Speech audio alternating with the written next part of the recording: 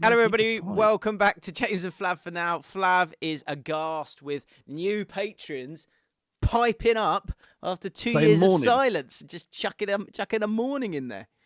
What goes through someone's head? They've not said anything for 2 years, and then out today I'm going to say something. Morning. Now. In his head, he's gone, now. Morning. Now's the time. Incredible stuff.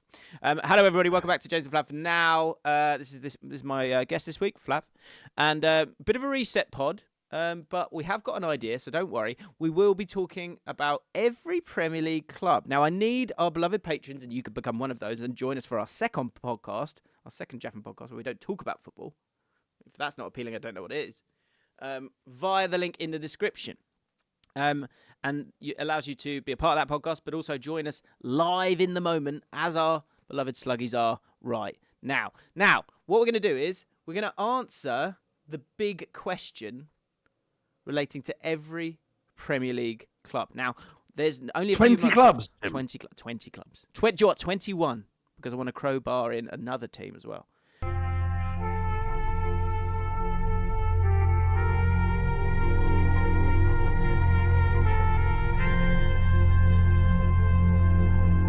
But what I need from the beloved patrons as we work our way through is quick-fire options as to what is the big question surrounding each club. I think there will be a few, and I think that will also lead to some fabulous predictions between now and the end of 2024. That's what we're doing now. We're looking towards the end of 2024. 2025.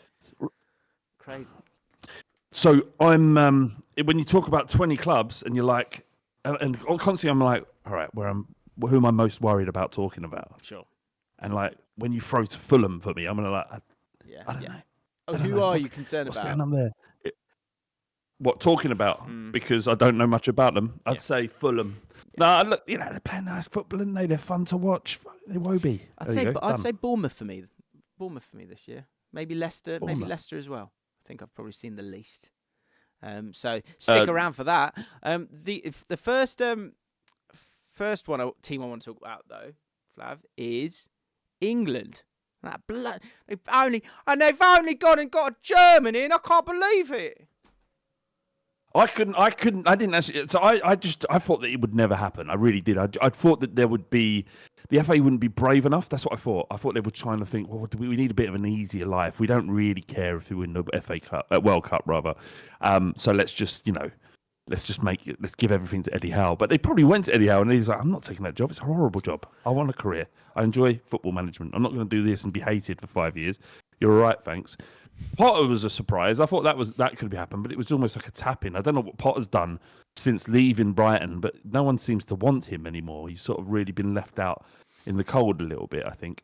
Anyway, they've appointed a German and a very good German at that. Yeah, solid German, which is good. It's crucial. Yep.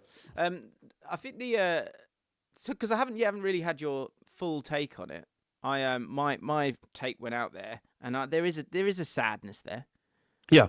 For me. Did you see the Daily Mail back headline? In capital letters. They put the word German, they went exactly German how they capital letters. It was worthy of capital letters. The nation. I don't know why we're holding. I don't know why are we holding the Mail up? Like we knew what they were going to do. They did exactly what they always do, and then everyone's surprised by it. I mean, you know what they are. You know that they have a demographic that they're trying to capture, and they're never going to sleep outside of that. They're doing what their audience wants, right? To be fair to them, it did say unrivaled analysis at the bottom. Unrivaled analysis, and I would agree with that. I would agree with that. I don't think anyone's quite given analysis quite like that. Certainly unrivaled. Other than you. Yeah. Well, yeah. No, I wanted an Englishman. I'll be honest. Look. So did I. I think the fact that we can't find one is an alarming. Like, there's such a gap in talent in terms of our coaches that and there isn't a number of managers jumping at the chance to do the job is alarming. And but if you win the World Cup with someone outside of your country. Is it the same? Probably. You forget all about it, really. But question for the patrons there: yes or no? If you win a World Cup, and I think it's different. I think if you're was chatting to my mate who's Irish, and he was like, I was like, yeah, Trapattoni, were you bothered? He was like, no, not at all. I was annoyed. He's like, I was annoyed he would reveal the team 2 days before the game. I wasn't bothered about him. But there's a real risk of England winning, not risk, but there's an opportunity for England to win something, right? Ireland were never going to win something, but yeah. Well, it just feels for me, it feels an embarrassment of riches a little bit in the international arena where we have a lot of advantages kind of anyway in terms of just having an incredible league and obviously, the money that comes from that, which allows you to have better academies, which allows you to have better players who are playing against the best from around the world anyway. So we've got all those advantages anyway. So I just think it's pathetic that we're in a place in 2024 when we've known, and I think it just shows that we're still a little bit back to front. Like this idea that it's amazing that the coach is so important, and yet there's such a lack of English coaches that people believe are capable. And the idea of someone being capable as well, I think, is interesting as well. Like Capello and Sven-Goran Eriksson, legendary managers. There's no guarantee. So sometimes I'm kind of like, what about, what about just having a candidate that you're excited about? But that you need bollocks to do that. Or whatever genitalia you feel is the most brave. And that's where I think they've fallen down a little bit, because it's a mix of that and not having the options who are even close to the sort of the top level. Eddie Howe would have been perfect, wouldn't he? Let's be honest. Not as good as Tuchel, though, is he? I'd feel much more comfortable. I'm confident England can. I don't know. I guess playing in America is a different thing. And is he not as good, or has he not achieved as much as of yet? But then he's not been given the same opportunities as Tuchel, right? But so Tuchel really carved out his career he won trophies at youth level at the national management, if I remember rightly. But he got an opportunity at Dortmund and did very well there, right? So then he became considered an elite manager in Germany, and from there he went on to do really good things everywhere he's been, really, pretty much. But Eddie Howe's had Bournemouth, Burnley, and Newcastle. Tuchel, with the same challenges in Germany, may not have been able to carve out such opportunity so early on. Anyway, look, if you tell me that the next manager of Tottenham is Thomas Tuchel, Eddie Howe, I'd say Tuchel probably. What do you say for QPR? For QPR, but it's not QPR, is it? This is my point. We should be. I don't know. So this is something I am actually. Eddie Howe Can I just say? Sorry. Can I just say? Sorry, mate. No. Just because it has. Honestly, you know what I'm like. It has. I think I love the storylines of sport and what it allows you to then think about. Reflect on yourself as you're sort of walking down the street, and my sadness at it not being initial sadness, it not being an English guy. I'm trying to sort of sit with that and kind of go, am I being stupid here? Do I kind of need? Are to you get out of my genuinely own sad, way? James? Are you sad? I am a little bit. Really? Just because. Well, but I listened to his press conference. I really like him. Yeah, he talks so it's well. Not about him. And I heard someone on, I think it was TalkSport, saying, do you think there would be the same furore if Pep Guardiola had got the job? I promise you. He's not German. No, but I promise you, if Pep Guardiola got the job, I'd be just as sad. I promise you. No, you might be just as sad. But to answer that, it's a moot point because it's not. We've had Italian managers and Swedish managers before. It's the fact that Germany is the issue for some people. Yeah. I was over it very, very quickly. I really couldn't care less. I also think with myself, it's interesting that why was I not bothered about Sven or with Capello? And so that made me then sit and think and go, I will be really excited about Tuchel. I am really excited about him. Xenophobic. That's your problem. I'm just, Brexit means Brexit, doesn't it? And it should do. It bloody should do. No, but here we are with a German manager. it just feels cheeky. And there's a couple of good comments here. It's interesting. Someone said, where is it? Thomas says, part of me is happy and part of me would have maybe waited for Pep, although I also would have been happy with giving Lee a bit more of a chance. Here it goes. Connor says, Tuchel being appointed England manager is great news. I agree. But even if you lot win anything, everyone else will say Germany won it. Jack says Tuchel will have won it, not the players. But I don't care about that. I don't care what other people would say, right? Would it be a momentous, historic, and generational occasion? Yes, like the Man City fans genuinely care that they've cheated their way to everything. No. Yeah. Also, so it doesn't matter what other people. Could the sort of if you are somehow like there is the rivalry, like you said, we were just chatting with Chris for his charity live stream, which everyone should go and support and more importantly donate to next week on the Redmen TV channel. But you were saying the Germany thing is more. It's more the rivalry between England and Germany on a football level, but the football level comes from. Well, I guess the football level comes from. It does come from previous matches, as much as like prior to that that extra dollop of history being part of World War. Yeah. Yeah, sure. But but what might be really nice is if we do win it with a German, is a sort of like I don't know, maybe like the xenophobic people would go, you know what, you're all right actually. I don't know. I think it'd have to be if you won it with England, he'd have to be considered an honorary Englishman, wouldn't he? And he talked about our shirt as well, which is when I heard it, Will said something about this just a second ago. What did he say? Will Stanley says, as soon as Tuchel said second star on our shirt, I was in. I think it helps that he managed in England before and his general personality, but he's not English. But he's got a sense of familiarity, and that's fair. That's a great point. It doesn't matter. It is a big thing in my opinion in terms of like it's historical that Germans come in, but they've clearly someone at the FA really wants us to win, and they're genuinely willing to create this powder keg appointment because they feel this is the best opportunity for us to win the World Cup. If it's just about winning, really talented players. What? Sorry? If it's just about winning, it's great. Like I think I hold sport up maybe to a too much of a romantic kind of. You do. I do. Yeah. And I'm not going to apologise for that. No, don't apologise for it. You do you. Yeah, but I will absolutely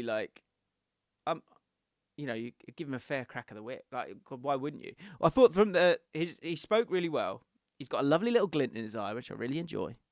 And what I did think was interesting was two things. Was he kept going on about how it's just 18 months. It's just 18 months. And also about how I'm not really sure about the schedule. The schedule's going to be so different. It's going to be so different. But he there also said, I thought it was a great point, is that was the point of the 18-month contract, is that it allows me to be utterly focused and have I guess there's a scarcity to his opportunity here. So he will be focused on getting every last drop out of it. Because I think he said, I'm used to having 60 people working with me, going to hotels 3 days a week. He's used to that intensity. So this new intensity is going to be an interesting one for him to sort of kind of deal with in terms of his managerial career.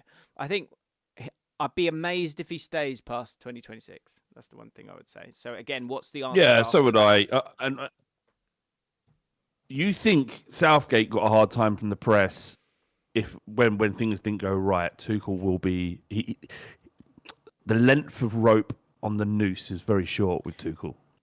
Do you think that people, because of the German thing's a thing that people, how brazen will people be about that element of it if things go wrong, which has got nothing to do with him failing or succeeding, obviously, in my I think it will percolate. I don't think they'll be brazen, but I think it'll affect how they talk about him.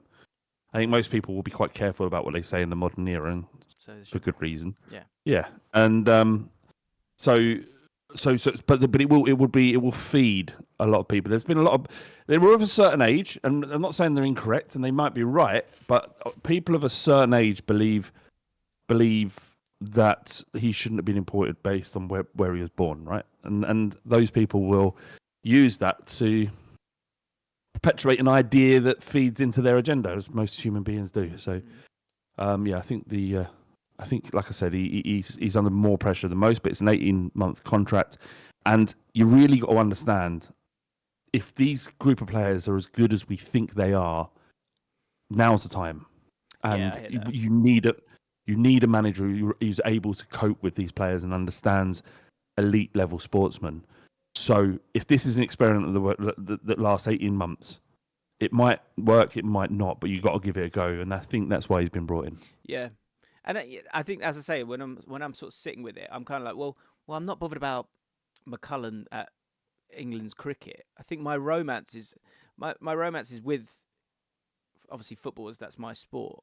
And I think for me the thing is it's about what's that way of putting it? I don't want us to have any sort of faux advantage, and this feels a little bit like that. It's like, oh well, we couldn't do it on our own, so let's just go get him because we're sort of powerful. And I think that's very much a QPR fan talking, who sees that all the time in terms of like Gary Neville saying it the other day. He was talking about it's like Brentford. He went, the thing I worry about with Brentford is that they have these players, they have to sell them on, and then they recruit so brilliantly, but then they're just going to get picked off again. And like that is the life of a a fan that's not a top six side. It's not the one where you can just go and cherry pick those best players and go take Archie Gray. Because so it's not like even a doing case this here with England. Do you know? Yeah, what I mean? it's not even I do understand what you mean, and it's not even a case if you are Brentford or QPR or and you're trying your hardest to get out of the league. So not only you're doing something that's really difficult in itself, if you can keep your players, but you've also got to cope with bigger clubs coming in and taking your talent. So not only are you trying to get promoted, which is really difficult, but you're also having to deal with you being weakened consistently because these clubs want to come and take what you've got. It's like a double whammy. No wonder the gap. They should. I don't know how do you work this though, because it's the economic environment of football requires big clubs to come and spend big money on players from the lower league. It's important. It's sustainability. But in terms of the competition, it creates a wedge. But I always felt like international football was aside. It should be a bit purer. Yeah, I thought it was kind of different. It isn't driven by money, is it? He's never talk about money in international football. Typically, the players give all theirs to charities, and you can't buy a player. That's the other thing. Do you know what I mean? No, you got what you've got. Them. Yeah, if you're Croatia and you stumble across a fantastic generation, you've got a chance to get into a World Cup final. And so I don't know. I think when it's a country outside the top 50, got what you've got. When they go and get that coach, that's kind of giving them an opportunity. So I'm fine with that. When it's like England, we've got absolutely every advantage when it comes to international football, and we've gone. So if Eddie gone and cherry picked. Yeah, if Eddie Howe says no and Graham Potter says no, who's the next Englishman that you'd consider? Would be forced to consider. See, I think this is why management's so interesting, because there's so many elements to it. Because Carsley, I think Carsley would have been interesting. I think the problem with him is he's quite the word I've got is dour in my head. He's quite stone-faced, and I think that is a bit of a problem. I think charm is actually quite important in management. So yeah, I agree with you. That is that's when you zoom out, you can absolutely understand why they've gone for Thomas Tuchel, because there are so few options aside from that, And the other thing is that the reputation of English managers is it's bad. It's bad from the entry point. Pretty quickly you're seen as average and stupid and a bit of a just not as thought through or intelligent as other managers. And sometimes that's right, but sometimes it's absolutely wrong as well. Because I think we had this batch, didn't we, where we had Hodgson and Allardyce and Pardew and these guys, and they're not as sexy. They're not as sexy as someone with a different kind of a sexy name. I don't know. What is going to have changed in 18 months if Tuchel leaves in 18 months? What's going to have changed? Whose stock would have risen so significantly that they'd be mandated for the England job? Well, this is where I think they've absolutely screwed up, because they should have gone after Qatar. They should have gone, this guy's next, and that could have been Frank Lampard. Let's say, right? Frank Lampard could have come into that coaching setup, been there, helped, seen it all for 2 years, and then we know, Because that's the thing as well when it comes to PR. It's like how much you got to give a roadmap of like this is the next change and this is the next guy. If you do that, then people can like get their anger out of the way for a second, and then you sort of get on board with it because the decision's been made. The grooming process is important here, I think, and it's not. Yeah, they should be groomed significantly. Not Lampard though. He's shit. Oh, I quite like Lamps. Oh, why?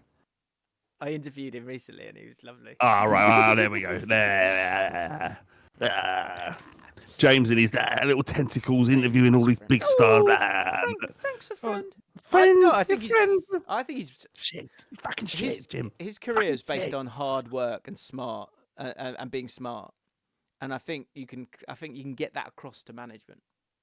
He talks brilliantly and clearly understands the game, but every opportunity he's had thus far, barring the Derby job, he has been underwhelming. I thought he did well at Chelsea and then got players that he didn't really want, and then they gave up on him pretty quickly. I think, but look, and Everton was a shit storm. All right. So you can spin start with Everton. Yeah. Right. So fingers on your buzzers or keyboard. There you go. We're going to work our way through. What's the big question of every single team? Let's start off with Everton. I think some will just fly at us pretty easily. Will Sean Dyche still be the manager at the start of 2025? How are we feeling about Dyche? I could be a Dyche, yeah.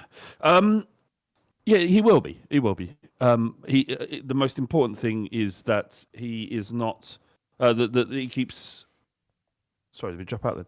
He's the important thing is that everyone are safe, and they had a horrendous start to the season, but they're unbeaten in 3 now. They've got a win in that. A little bit of momentum. They've got one of the most I say it before and I say it again, Jim. They've got one of the most underrated players in Dwight McNeil. And a solid. There's no way that team's. It's just. I know it's a horrible cliche, but it is too good to go down. And I think Dyche with that squad that combination of things means that they'll stay safe. Wolves. We'll come on to Wolves, but no issue. I don't think they could just stick with him and he'll see you out. The problem with Everton though isn't what's going to be going on the pitch. I know it's massive if they do go down, but what's happening outside. This takeover needs to happen really quickly. The stadium needs to get done. I know it's practically finished, and they've got to move on.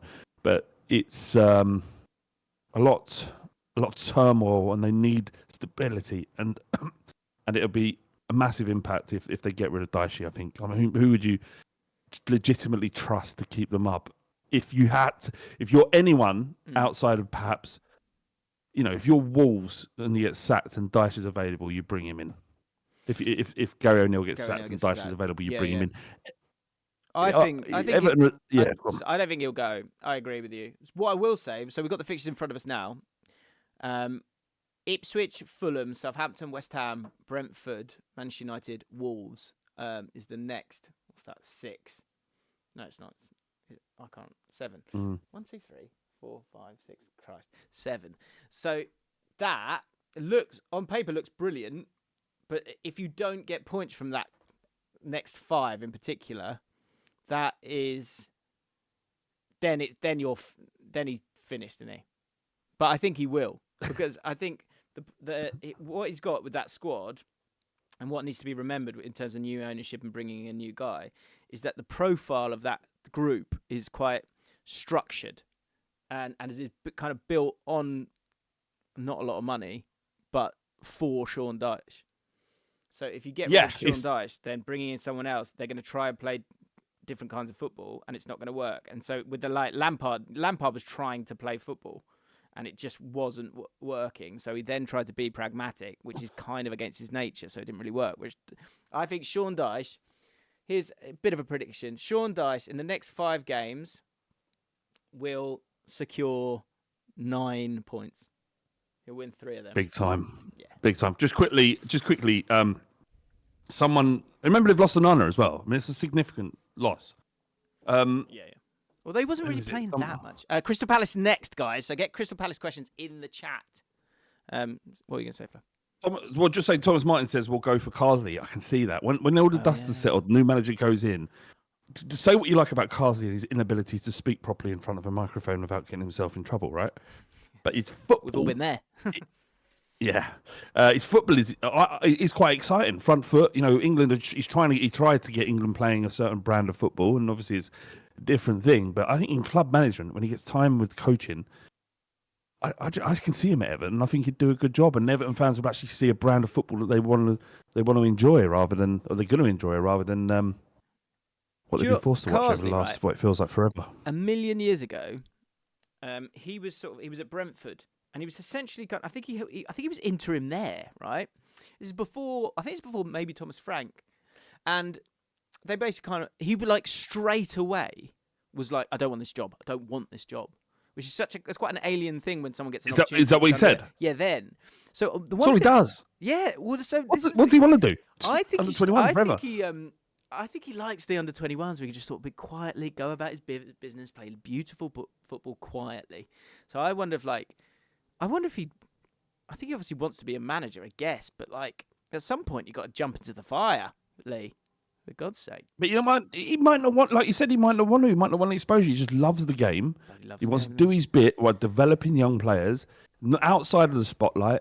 No one's really concerned about how well the under-21s do. Really, doesn't affect their emotion. And just so he just wants to crack on with his job, doesn't he? Just leave the little egghead alone. Yeah, I agree. I will just chuck out there quickly. Do you know, be a great fit for Everton? David Moyes. Available. Really, they want to see some good football. They haven't played decent football since Martinez was there. Yeah, probably right. Crystal Palace we're going with. What are the questions for Crystal Palace? There. What? Wow. Bubbles bursting it. How's Daniel feeling? Daniel, I know you listen. Daniel. I know you're a little bit nervous. I don't want to rub it in because Rangers are absolutely stinking out the place as well at the moment. We're in a similar position where, are we good or are we not good? But you are in the bottom three as we speak without a victory, certainly in the last 5, or not a victory at all, let's be honest, because you've drawn 3. So what's going on? It's almost as if losing a world-class player in Elise, and genuinely believe that if he's not there, he's certainly on the way. That has an impact on the side. Yeah. Yeah, exactly. Look, you've changed your creative spark from Michael Elise on the right wing to Munoz, who's good, solid wing back. He's just not going to get you out of a hole. Mm. But I think there are shoots of optimism there for Palace fans. I don't think there's. I don't. If you tell me, if I had to pick 3 teams that are going down, it wouldn't be Crystal Palace. I just think Glasner's too good, and he will get it right. It's just been unfortunate, and they're in a patch of form which is just nothing's going quite right for them. But it's hard to gauge. Sometimes when I speak to Dan at HLTCO, he's mildly confident. Where exactly do you talk to him? On the Football Between the Lines podcast. Go and download it now, wherever you get your podcasts. It's the best podcast out there apart from this one. Yeah. So he's sometimes he says it's all over and we're going down. It's brilliant because basically I'll get unsolicited text messages from Dan after the result, and if it's a bad one, he goes, "There's no hope. He's down." And then occasionally, if I don't hear from him, that means he's all right. That's good, yeah. No news is good news. No news is good news, yeah. That's interesting. I used to say that to my mum when I was at uni. If I've not called you, everything's going really well. Okay. Yeah, exactly. Purple Patch Palace says, up the fucking Villa. Catherine says, everyone overestimated them. Both Villa fans incredibly smart.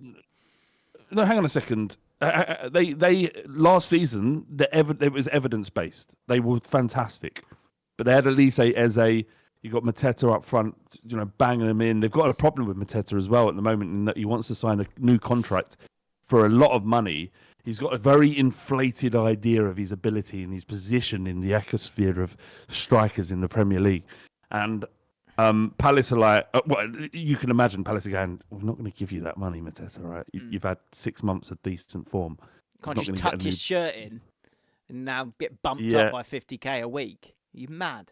It's more. I think it's more than that. He Really? wants a massive contract. Yeah, he wants a massive contract. And from his perspective, you strike while the iron's hot. But Is he? Will he get? I'm trying to think of similar sort of frame. Will he get Lukaku numbers in his Premier League career? He's still a young lad, isn't he not? Mateta's very Barkley, says Jack. Yeah, I agree. Yeah, for sure. Would you sell him? It's about Is it how smart much to you sell him. Look, I think if he's holding the club to ransom, then you have to consider it. But they're going to need him. They're going to need his goals if they're going to, if they can avoid relegation by a significant degree. But it's not the greatest look. Right, lots to get through. So what I'm going to 27 as well. So it'll be probably his last big contract. I guess so the he question wants with to look Palace after himself. is, Flav, are they good? The answer: Not at the moment, no. no, they're not good. They're not good. Okay. Next up, Ipswich. Ipswich is next one, and so we'll do it in this order. So it'll be Leicester after that. So get your Ipswich and your Leicester questions in. Ipswich, will they run out of adrenaline? That would be my question. Are they over-reliant on Mr. Delap? And have they utilised Delap's DNA? And by that I mean a long throw. Do you think you'd do that? If you've got Liam Delap, you've signed him. You sign him as a striker, an out-and-out striker, but you do just sort of go, Liam, just go to the side for me. Can you do that thing your dad used to do? Oi, can you do that thing your dad used to do? Throw it really hard like a bastard. Do you think Rory Delap? I reckon Rory Delap at times would go home and go, or any function he's at now, where people talk to him, they'll inevitably talk to him about the long throw. And he gets home, takes his coat off, sits down in the dark. He hasn't even put the lights on yet. His missus is asleep, and he just goes, "I was a tidy player. No one wants to ask me about that. I could score a goal. I had a neat career. But everyone wants to talk to me like fucking long throws." Yeah, but that is what's interesting about him. He's just another player, wasn't he? Like, when he turned up at Stoke, Pulis didn't even realise that he had a long throw. Yeah. They sort of found out, and he was like this, given the way Tony Pulis used to play football, and then they found out they've got this rocket of a throw in. Yeah. It must have been like a dream. When was the moment? When was the moment? It's like that. I remember people being so scared of Rory Delap's throw-in that they would kick it out for a corner instead. Yeah, like it would go in. It is horrible. So flat. It was impressive. But just back on Ipswich, the results, they're sort of meandering around the bottom of the table as you'd expect a team of their size and the amount of money that they were able to put into running their squad. I know they spent a fair bit, but You've lost to Manchester City, which you would expect. You've lost to Liverpool. So that's two really big games going away. They've drawn to a really impressive Fulham. They've drawn to a really impressive Brighton. 1-1 away at Southampton. You think maybe an away game in the Premier League, even if it is just your fellow team that's come up. And then they've drawn at Villa as well. Drawn against Villa as well. And they got battered about West Ham as a basis. Yeah. For the Premier League, those aren't unfortunate results. It just hasn't quite gone their way yet. I think. We're going to win soon, though, Flav. Going to win soon. It's one of them. You got to get that monkey off the back, haven't you? Sound a bit like Jason Cundy there. What is that thing Jason Cundy does? A lot of people, this will alienate a lot of people. Jason Cundy does this talk sport thing when Spurs lose. Do you know what I'm talking about? Has anybody seen? Yeah, what is that? Yeah, it's not just any big team that loses. He does it. I'm not entirely sure, but they've got Everton. They've got Everton at home. That is massive this weekend. Monster, yeah, huge. Massive. And then Brentford away. So if they can pick up 4 points out of those two games, they'll be looking healthy. Yeah. I'm going to be fascinated. It's a shame it's a 3:00 game because I think of all the games this weekend, that could be a bit of a ding dong. What would you, if you're Ipswich, would you rather draw the next three, or would you rather win one and lose two, just to get that O? That O's got to go. You've got to win a game. So they've got Everton, Ipswich, and Leicester. They need Leicester at home, so they need two wins out of that. and you'd think that they'd be feeling pretty healthy.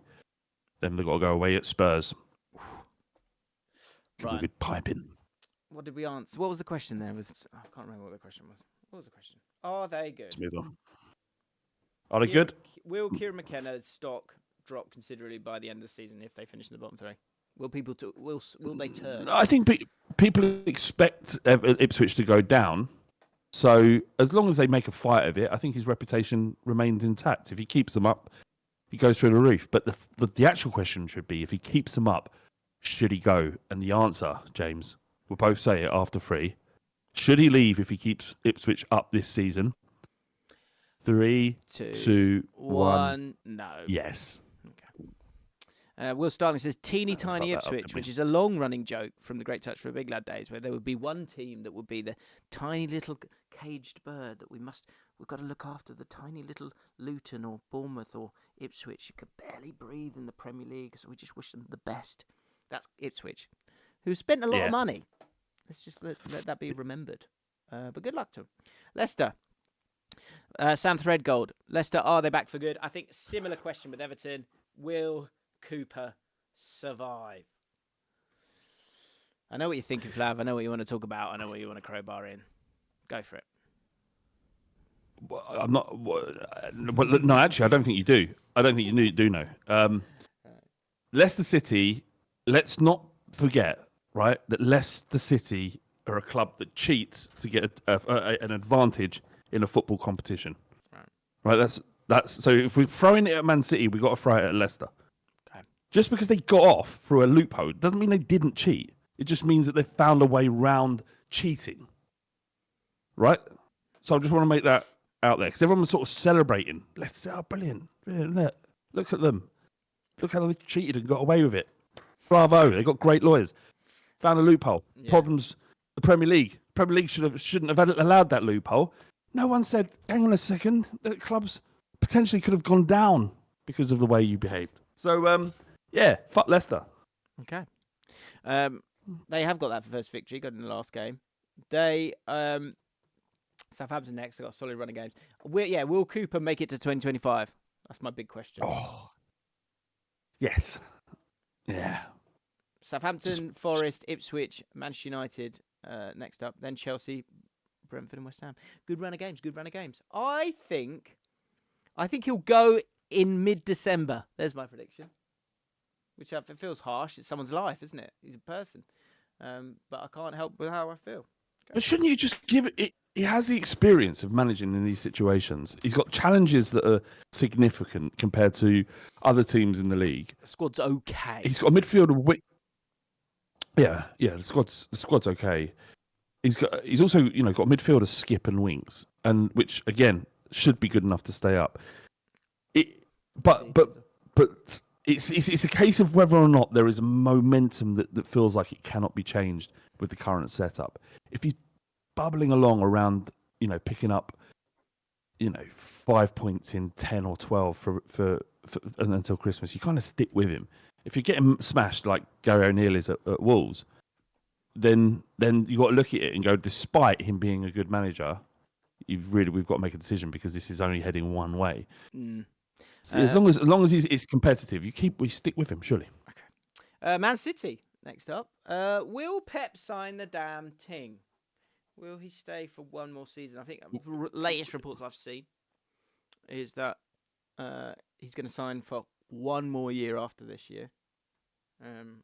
Hooray! Well, he must have had assurances. That these charges are not going to stack up. Because do you know? I did a really interesting podcast yesterday with a guy called Ben White. His job is.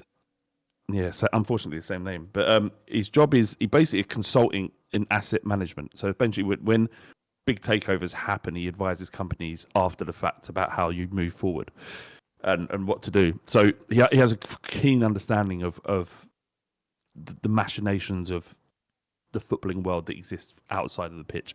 Anyway, he was talking about do you remember that Manchester City went after the Premier League for a rule that prevented them from creating a market value that was inflated for sponsorship deals so they could boost revenue. You remember that? Yes, I do.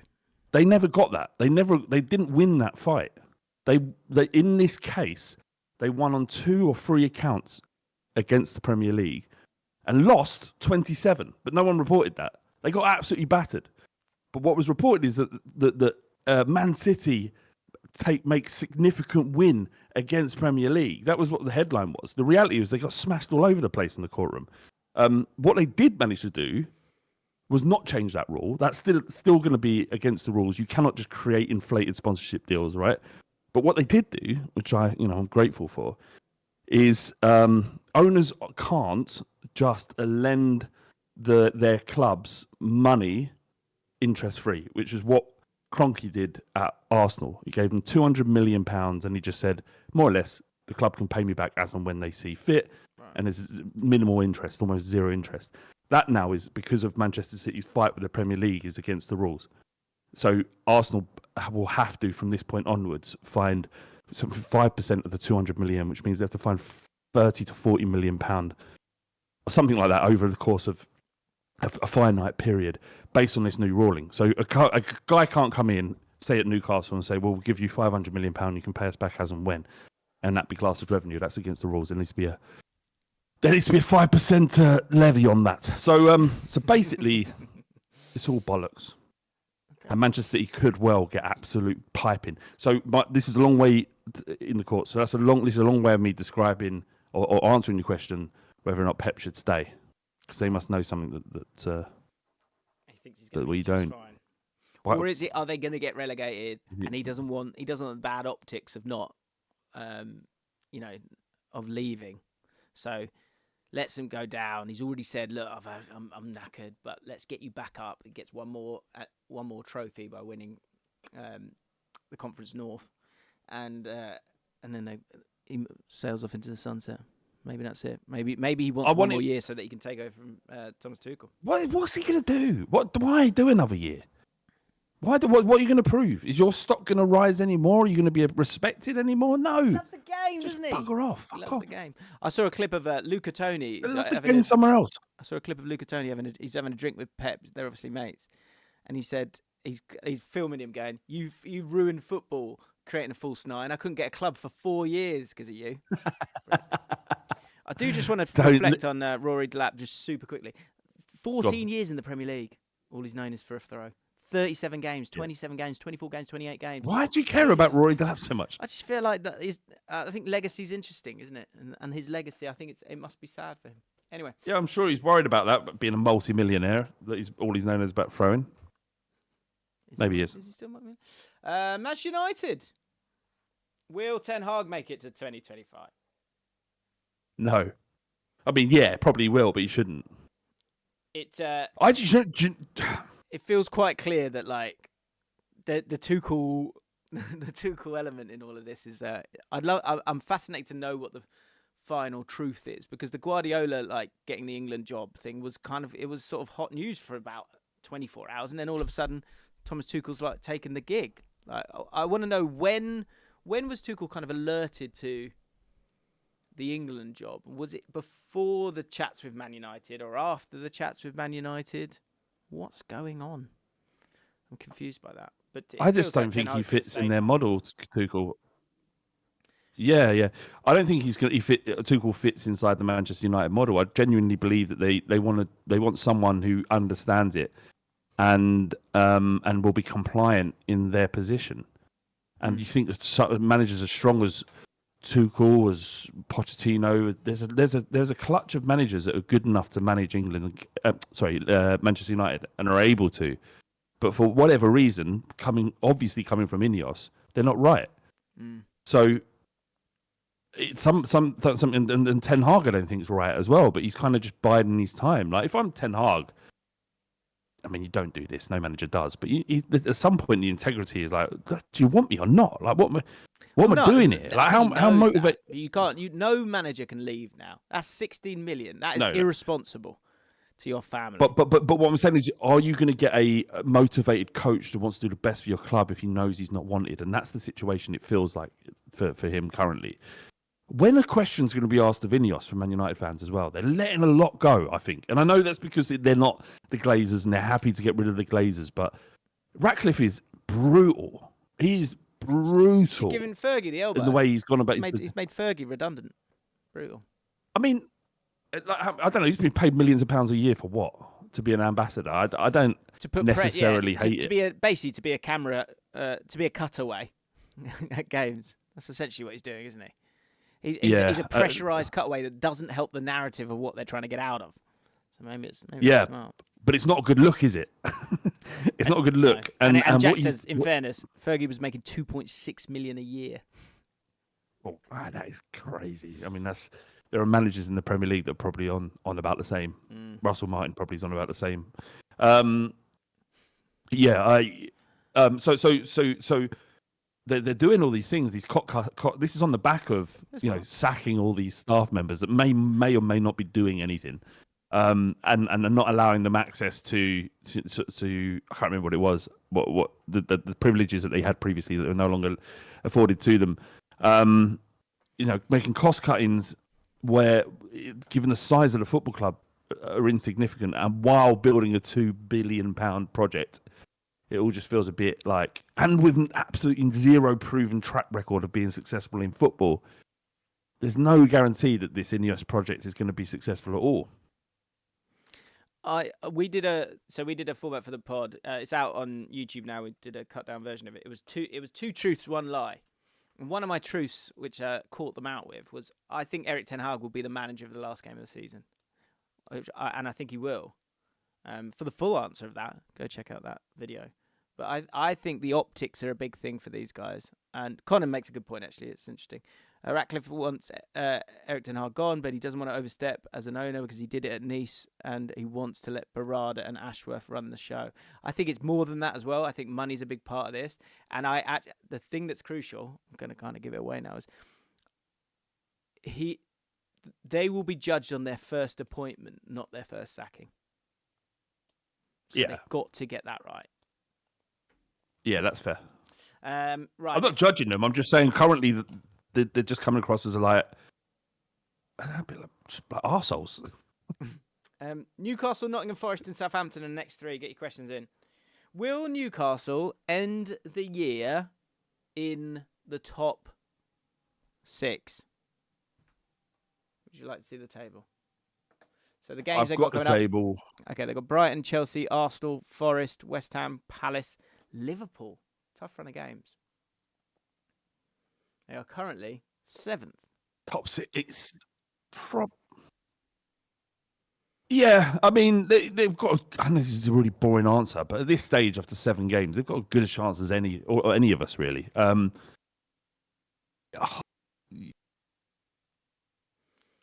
you think you'll finish above them? Yeah. Do you think Brighton will finish above them? I think we're... Yeah. Do you think Chelsea will finish and Villa? And Villa. Yeah. So no. And Villa. Right. And Fulham. They finished 9th. It shows how good the Premier League is now. That you can finish 8th and you're actually a really good team. Well, so this is we was asked a question. I was asked a question the other day. Is like, what's a good season for Tottenham? And you apply this to anybody: Brighton, Newcastle, Villa, even Chelsea. And they say, well, is finishing the top 4 a bare minimum?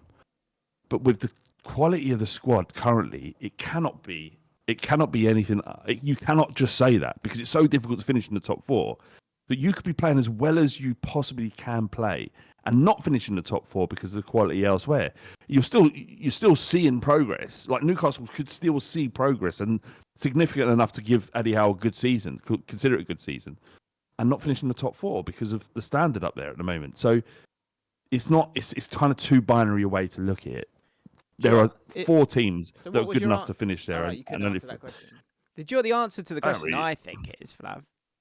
If I were you, I'd say I want more points than last year.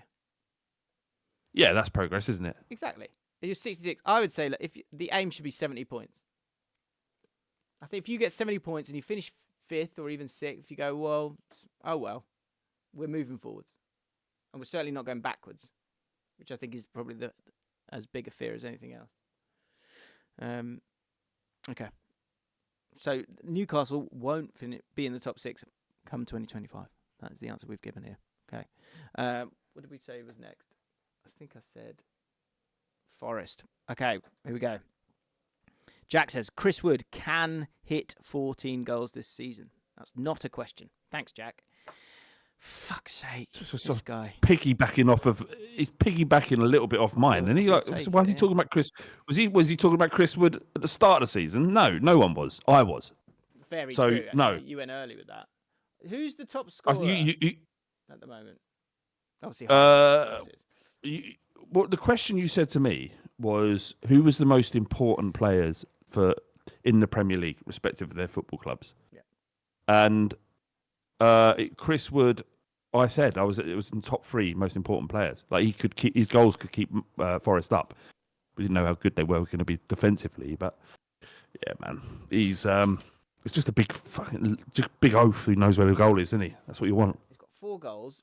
He's currently he is. He's currently in the top 10. He's actually currently joint 5th top scorer. Will Chris Wood still be in the top 5 come January 1st, 2025? Yeah, look, and again, look at the opportunities afforded to him in that Forest side, who is a significant defensive outfit. You know, the reason why they're doing so well is that they're hard to beat and hard to score against, and the opportunities that players like Chris Wood are afforded are nothing like what Haaland gets. Do you know what I mean? I'm not comparing them. I'm just saying it's more difficult to score goals for Forest, and yet he still does it. Okay.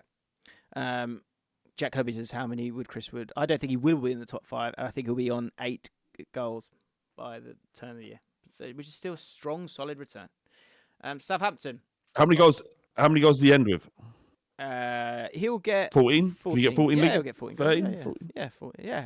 It's a massive return for a big man. Underrepresented and underrated big lump. Southampton. Russell Martin. Will he make it to 2025? I think they're in trouble. Leicester next up. What else? Oh, next 4. What Right, next 4. Leicester, Man City away, Everton, Wolves. Got to win. They need 6 2 points. of them. Yeah. Really, they need 9, but 6. Yeah, 2 of them. You'd think.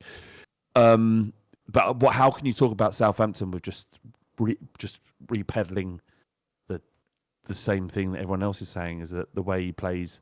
You need better players in the Premier League to survive. Unless he proves us all wrong, then he really is an elite coach. But it's tough for them. But does he abandon these principles, knowing there may be a club looking at him and going, "That's a right fit for us"? Probably not. There's a problem here, fixture-wise, as well. Nice run from 21st. He's got to get to the 21st of December. My fear is he won't, because from 21st of December, you got Fulham, West Ham, Palace, Brentford, Manchester United away. But up before that, these next 4 games, like we said, he's got to win 2 out of them, because you've got Liverpool in that, Chelsea in that, Villa in that, Spurs in that. So my prediction is that he gets sacked after the game against Tottenham, after a heavy defeat against Tottenham. There you go. Yeah, I mean that the way he plays directly into our hands. Spurs. I might have to race through a few here, guys. Spurs. What is the big question about Spurs, Flav? You tell me. Are we good? I think we are good, but who knows? Because we've lost 3 games in 7. Will you be top 6 by 2025? Yes. Okay. Yes, I believe in him. I believe. Well, I completely and utterly still on board with the Ange train and just listening to him talk. Feel like it's inevitable. This will. I don't know what success is. Right, like figuratively in this instance, and literally, I don't know what the success is, but I just feel like it will click into gear. It has the vast periods of this season clicked into gear. That second half against Brighton was so confusing, because it was it wasn't even the issues that we'd seen with Postecoglou previously in his tactic. It was just a complete capitulation. So that'll have to be redressed. But I don't think I don't know what a successful season is like. I think I'm pinning my hopes on a really good Europa League campaign, and a top 6 finish, maybe trophy, top 4 if things go progress. really well. Yeah. Yeah. Arsenal. Will Arsenal be top of the league come January 1st? Tough games on the horizon. Yes. Got Bournemouth, then Liverpool, Newcastle, Chelsea. But then after that, good grief, it's a sea of green in the FPL world for Arsenal. Forest, West Ham, Manchester United at home, Fulham away, Everton at home, Palace away. I think they will be top of the league come January 1st. That is my prediction with Arsenal. I think so. I think that yeah, frustratingly, they've Arteta is always evolving and figuring out new ways to win football matches, and I think being a little bit too open and trying to play too much has undone them in the last 2 season title, 2 title campaigns that they've had, and they're a different outfit this time. It's frustrating, but you can't deny it really. So yeah, I can see them doing that. They are sort of picking up injuries now though, like muscular injuries. Saka, I don't know, Saka's always pretending that he's injured and limping and all that, so he'd probably be absolutely fine. But he's played a lot of football, and eventually that wear and tear will have an impact. Will they be able to cope with him? Probably. Can they cope with him and Martinelli and Odegaard out? We'll see. But yeah, unfortunately, they look very good. Okay, might need to go a bit quick fire here because me and Flav have got a meeting. Aston Villa, will John Duran score more goals than Ollie Watkins by the end of the season? Yes or no? No. No. Won't get the opportunities, but it does look class. It does look good. Brentford, will Thomas Frank still be manager by January 1st? I don't think he'll get the sack. Do you think he might pop up somewhere else? Do you think he's ready? So what was the question, quickly? Would Frank, misheard it. Would he flee the nest? Well, I know he said he loves the club and he wants to be there. He said he can't tell in this game, but I know it's a boring answer, but there's no reason. Certainly not till the end of the season. He's one of the managers that's clearly good, but do you really want him at your own club? That's where he falls into. I think you do. Huh? I think you do. I think, yeah, I get that feeling around him. Man United fans, do they want him? Probably not. Yeah. Would he do a good job? Yeah. I think he would. I really think he would. Yeah. Fulham. What's the question for Fulham? Fulham, can they get in the top 8? I think Fulham could be the surprise this season. They're bloody good fun. Got a good team. Only 1 game a week. I could see them getting it. Are they still in the League Cup? If they're still in the League Cup, they get themselves a cup final this year. I think Fulham will be this year's darlings. That's my feeling around Fulham. You look at their XG. Look at their XG if you like that. They're well. They should be well above where they are now. I think it's like second in terms of XG for and XG against. They should be second in the league currently. Here's my prediction for Fulham: Raul Jimenez to be on 10 goals by January 1st. He's back. I think Jimenez is back. Brighton. Marco Silva to be named Premier League Manager of the Season. Ooh. He's another one. I think he's like 1 more year, and he's like, yeah, okay, look, I've done a really good job here. Can I bounce now?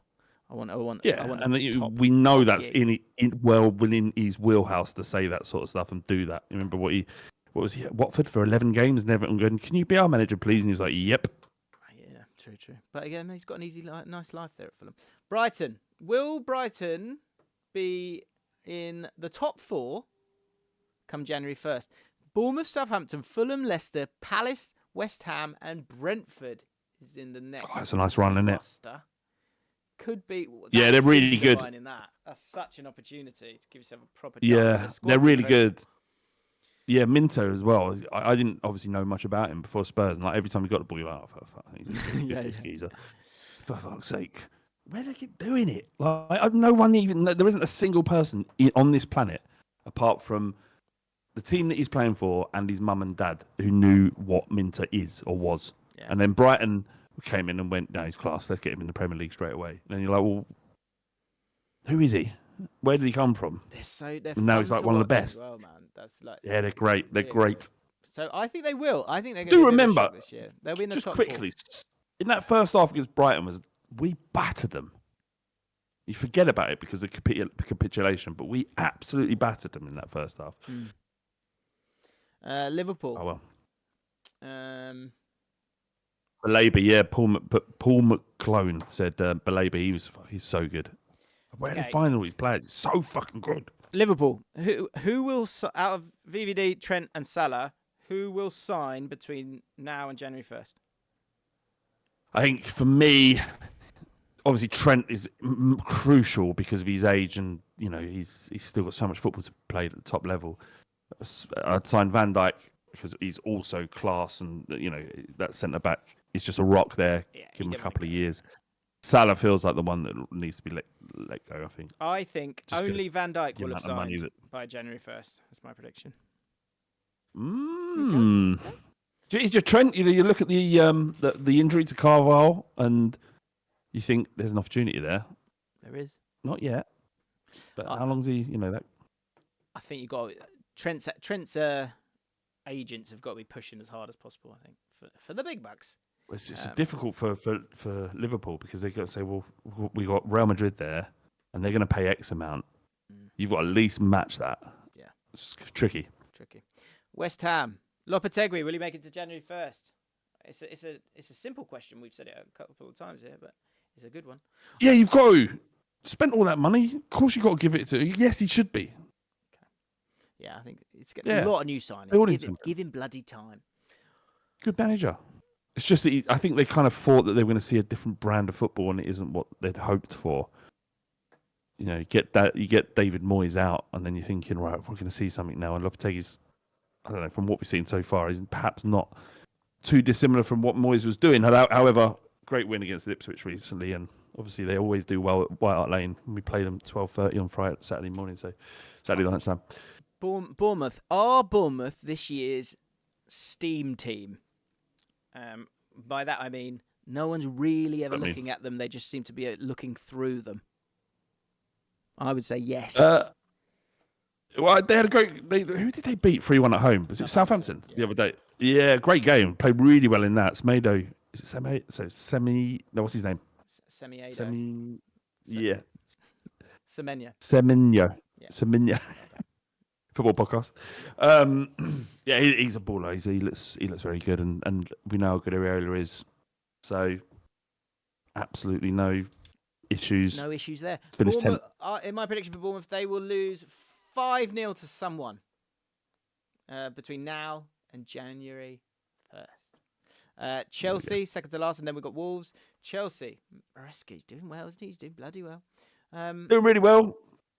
Will Cole Palmer have more goal involvements, so that's goals and assists, than Erling Haaland by the end of this calendar year? Where are they at the moment? Is he ahead? We've got. Let's go to the dashboard when it comes to stats. Cole Palmer's on 5 assists, 6 goals, so 11 in total. Haaland's on 10 goals, so he's beating him by 1 at the moment. Well, he's since he's joined, doesn't he have like 37? Yeah, it's mental. He's got more than Haaland since he joined. So yeah, I would say yeah. I'm gonna go with that. I'm gonna go with facts. I'm gonna say Haaland will score goals, and I think Palmer will continue to be brilliant, but maybe won't get the same amount of assists and goals. The team continues to do well. I think Maresca's he's a clever dude. And Wolves. I think we know what the question is here. Will Gary O'Neill make it to January 1st? I like Gary O'Neill, and it's a shame what's happening here. But look at that run of games, Fab. Look at that run of games. He's got an opportunity here. Absolutely, month to month the game. They are shipping goals. He's got to win his next game, right? He's under massive amounts of pressure. You've got to be looking at they've got to have contingencies for what's going on there, because you cannot not react to what you're seeing. So yeah, I think if he doesn't win one of the next 2, he's gone. Simple as that. And there we have it. Yep. I enjoyed that. That was good. That was the big question answered. Don't worry, you don't need to find the answers. We've just delivered them to you. If you want to join us for our second podcast, where we don't talk about football, then you can do. There's a link in the description. Have a wonderful weekend. Thank you so much for watching or listening. We'll see you next week. I need a wee. Cheers.